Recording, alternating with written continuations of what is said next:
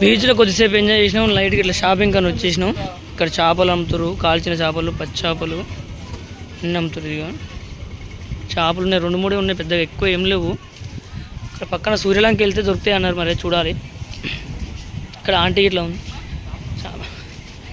అంటే మామూలుగా పచ్చి చేపలు దొరుకుతాయా ఆంటీ? పచ్చి చేపలు దొరుకుతాయా? ఇట్లా ఫ్రై చేసినవి కాకుండా పచ్చి చేపలు దొరుకుతాయి అంటున్నాం. ఇలాంటివి కాదు, పచ్చి చేపలు పచ్చివి ఇలాంటివి ఉన్నాయి. పచ్చి ఇలాంటివి ఉన్నాయా?